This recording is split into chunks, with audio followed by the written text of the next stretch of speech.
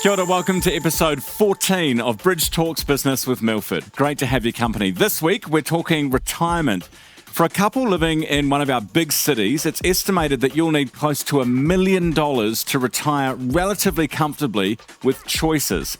The gap between the pension and living costs is growing bigger each and every year.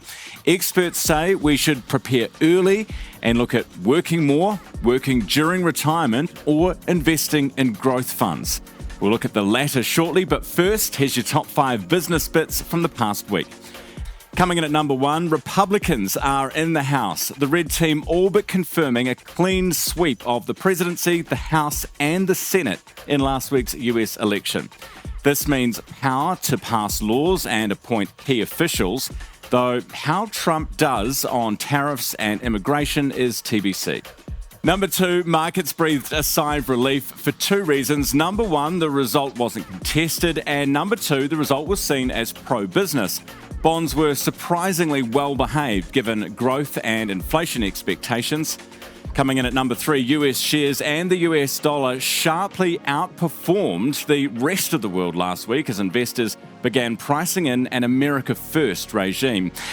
Number 4, the Federal Reserve lowered US interest rates by 0.25% last week, despite the higher growth and inflation outcomes since their last meeting.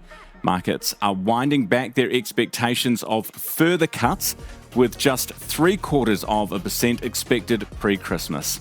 And coming in at number 5, this week, the latest US inflation reading, a hot print could cause problems for the bond market, which could in turn cause problems for the highly valued share market. Now, if the number at the top of this episode scared you a little bit, that's because $1 million is a lot of money. But whatever your number might be, the amount needed for a retirement that you're comfortable with, the best advice is to start early. A reminder, this segment is informational only and should not be considered financial advice. This week, I'm pleased to have Phil Morgan Rees on the program, Head of Wealth Management at Milford. Phil, welcome. Thanks very much, Ryan. Delighted to be here. Great to have you here. I was just talking about those numbers which come from a Massey University study. Quite daunting to think about. Yep. How do most people approach it? Do most people keep working? Do they try and build the wealth before they get there? What do you see? Sort of all of the above, really. But what I'd like to start with is just get people to take a step back and think that this sort of planning towards retirement and through into retirement, think of it in 3 stages. There's the early stage, which is all about accumulation, whatever that means. In our world, that's KiwiSaver or investing in KiwiSaver, but it could be other investments, it could be property. That's all about accumulating the assets that you will one day use. Then when we get to about 54, that's about pre-retirement. That's about figuring out, where do I think I'm going to be? What are my options? And what do I need to do for the next 10 years?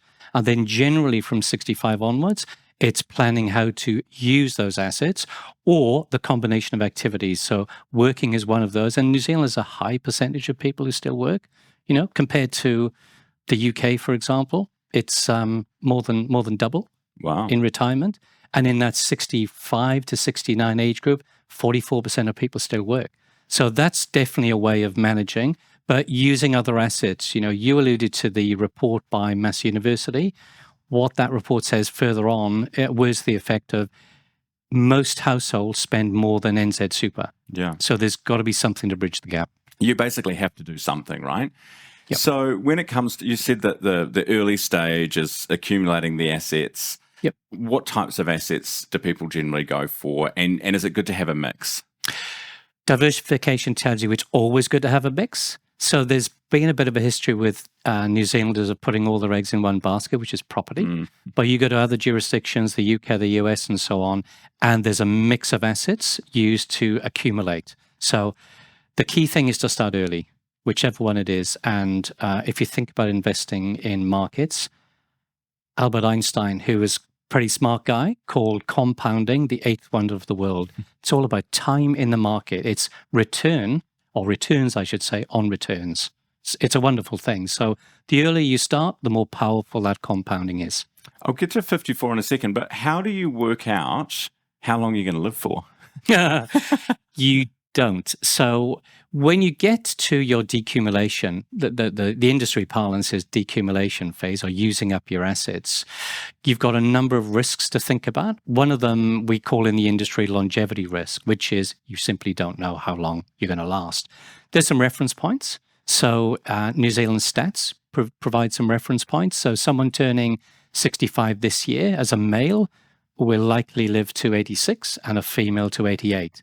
So think of it this way. At 65, you're planning for a 20 or so year period, but more likely a 20 to 32 year period. So that's quite a broad range. So it really is at looking at the options and testing what ifs as to how much do I need and how long will it last? So at what age do you really, because that sounds frightening to me, it's the potential for 32 years with no, salary and wage income potentially. At what age do you realistically need to start thinking about that, planning for that? Generally, it's 10 years before. So let's assume we're talking about 65. So from about 54 onwards, you really are in a position to start thinking about what your options are and what sort of area you're going to find yourself in and what you need to do to boost that. So I really think that pre-retirement age starts for most people around 54. And then you've got 10 years to attack what's left of the problem. You mentioned decumulation. What exactly is that? What are you talking about? Decumulation is the opposite of accumulation, which if one is building up your assets, the other one is using your assets. And actually, it's not just using your assets. It's quite a big deal mentally to spend the things you've got because, you think you've amassed these assets. That's it. I'm using this, So psychologically, it's quite an interesting and can be challenging thing to go through to say, I'm spending this. I'm never going to have it again. Well, you spend your whole life trying to get it. Yep. You finally achieve it, and then you just sort of not give it all away, but get rid of it. But you use it, right? And it's important to think about how it gets used, which is why speaking to an advisor is pretty good. So typically we see there are 3 phases in retirement, and therefore there are 3 phases of spending. So broadly speaking, the early years tend to be more active in retirement, and therefore there's more spending. And you can sort of equate it quite simply to, well, I'm doing a lot more travel. I'm spending time with family who might be in Oz or maybe overseas, and that costs a lot more. So my rate of spending is higher. And some people call those the go-go years.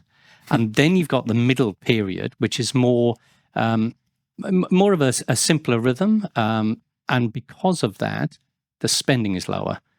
And then you've got the latter years in retirement where attention turns to spending in other ways. So it's making sure there's money there for healthcare spending if you need it. You could be experiencing different things, such as you'd want to be downsizing at that point in time. And that really has an influence on how you spend. So there are 3 different ways we see people spending money, even in retirement. It's not just one, I'm here for what's going to happen. It's really thinking that through and planning it. And the good thing with talking to an advisor is you can model some of those cash flows and see what they look like. And then there's nothing more heartening to going through a session of modeling and finding out that you do have enough. Yeah. Because you've taken it seriously to figure it out. Yeah. So you can actually do like a detailed assessment for people to their particular circumstances well ahead of time. Yep. Because I guess that would put a lot of people's minds at ease potentially, or freak them out depending on which way things are going for them. But even then, the earlier you start thinking about that, the better positioned you are. So a plan is really good, but a plan is only as good as the planning. The planning is the most important feature of a plan. I think it was Churchill who said, plans are of little importance, planning is essential, And so having a plan, you can start that process at 54 and think about that and say, what would this look like? What would that look like? But certainly once you're at the stage of using up your assets, looking at modeling, what are my regular outgoings? What am I anticipating spending on things that are not so regular, but necessary? So holidays, travel, bucket list, replacing cars, home renovation, anything like that. Modeling those things, what things could come in? Will there be any inheritance? What other flows are there? Do I have other assets like a rental I wish to dispose of at some point because it takes a lot of work? and I'll put that in the portfolio and model that. It all ends up as retirement income planning. And those later stages, you can think, well, I want to give some money to the kids, or do I want to think, well, if I live this way with all these things that I want to do and I've quantified them well, what's left for the next generation, and how will I use that? So all those things can be considered, thought through, and planned. When people come to you, it's obviously quite a pivotal time in their lives, and I imagine quite an emotional process in some respects as well. Do people have regrets about things, or do they? I guess that's why they're coming to you, so they don't have regrets. But what do people say about the way that they feel when they're doing this? Well, it's really interesting. There are a lot of things to work through, and very few of them are financial. So that life change is a big deal. So I've spent 40 years, let's call it, going into an office and coming home again. If I stop doing that, what am I going to do? What's going to happen to my rhythm? I've also had a really clear purpose. So what's my purpose going to be? I've got a lot of energy and I'm very active. Where's that energy going to go? These are really important topics for people to consider, of which money is the enabler. Have you seen the series on the Blue Zones on Netflix? Yes. Right. They don't talk about finance. No. They talk about purpose. They talk about relationships. They talk about health. They talk about movement. They talk about community. Food. They talk about community. Yeah. All those things need to be faced. If I'm not going into the office, if I were not going to the office on Monday, what would I be doing? I wouldn't be at home because my wife wouldn't let me. But what would I be doing? Those things. Where's my purpose going to be? How is it going to impact my relationships? Let alone, we touched on it earlier, I'm now spending all these assets that I've accumulated. That's a big deal. So there's a lot to go through. So the more help you can get, certainly in our world, in terms of financial advice and looking at the long term and how things can be achieved, the better. Do you advise people that they should stay in their homes, if they own their own home, to try and keep that asset as long as they can? We typically don't advise on that. We always want to understand what their goals are.